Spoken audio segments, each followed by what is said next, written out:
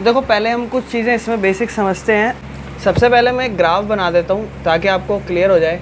देखो जी, ये जो ग्राफ इस तरीके से लाइन बनी हुई है ये एक्स एक्सिस शो करता है, और जो ग्राफ इस तरीके से बना हुआ है ये वाई एक्सिस शो करता है। ठीक है ना, एक एक्स एक्सिस होता है, एक वाई एक्सिस। जो ग्राफ का इंटरसेक्टिंग पॉइंट होता है उसे हम कहते हैं ओरिजिन।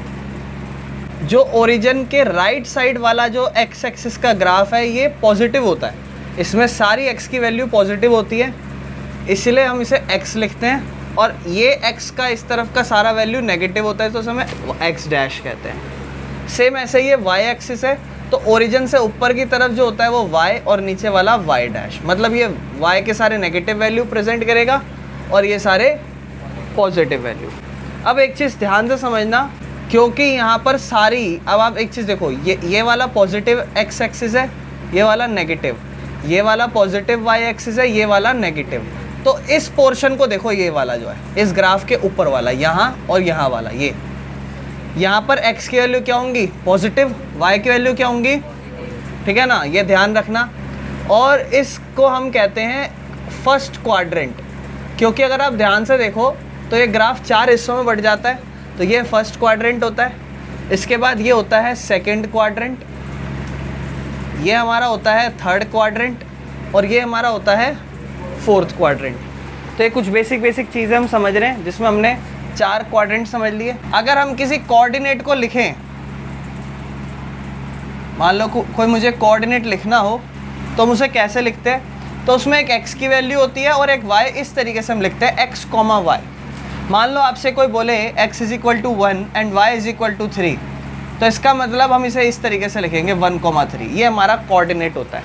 ठीक है, इसको और अच्छे से अगर मैं आपको समझाऊं तो ध्यान रखना, इसे ना ऐसे भी कहा जाता है, ये जो x की वैल्यू 1 है इसे x कोऑर्डिनेट भी कहा जाता है और इसे एब्सिसा भी कहा जाता है।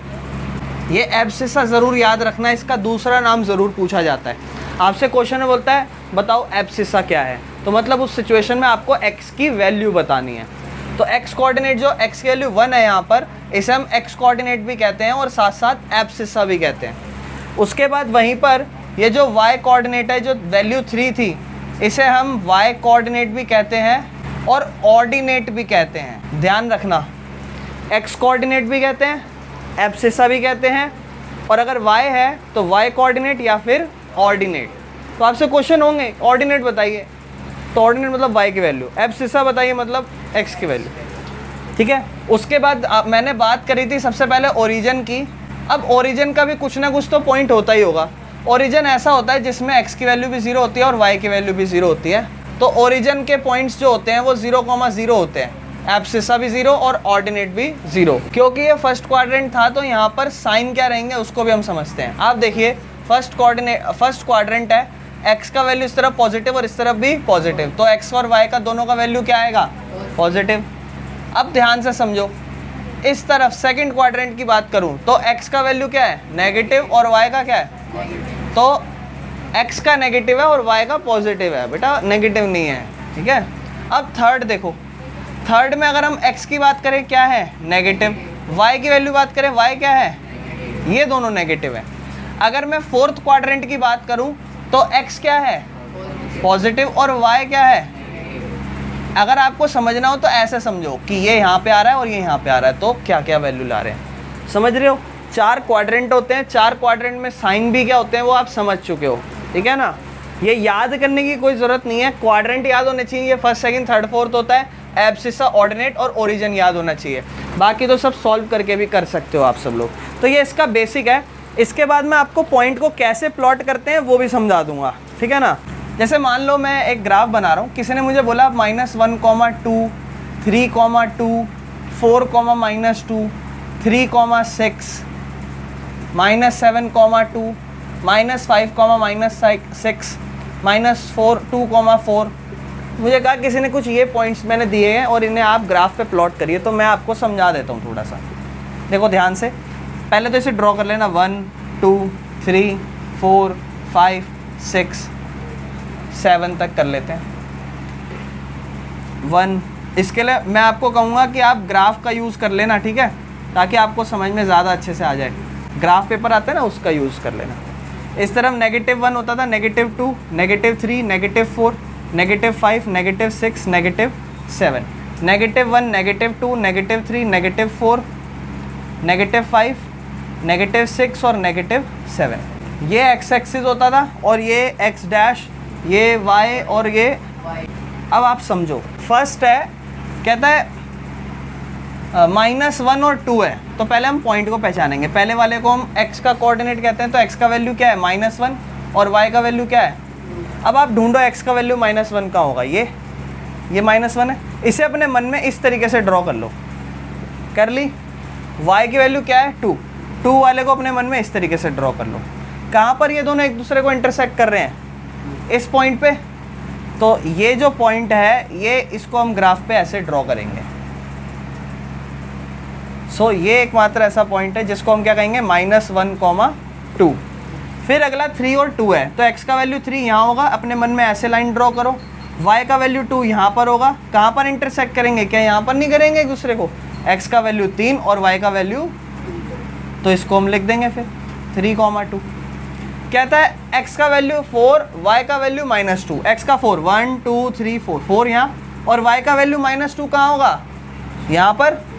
तो ये यहाँ और ये यहाँ कहाँ पर मिलेंगे, क्या यहाँ पर मिलेंगे कि नहीं मिलेंगे।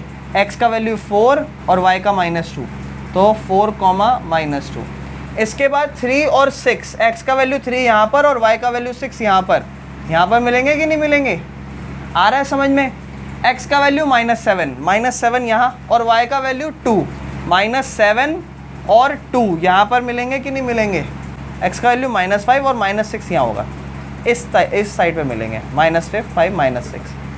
x का वैल्यू -2 यहाँ, और y का वैल्यू 4 यहाँ पे, यानी कि यहाँ मिलेंगे -2, तो आपको समझ में आ गया होगा पॉइंट को कैसे प्लॉट करते हैं। इसके अलावा भी 1-2 पॉइंट और देता हूँ, ऐसा भी लिखा आ जाता है।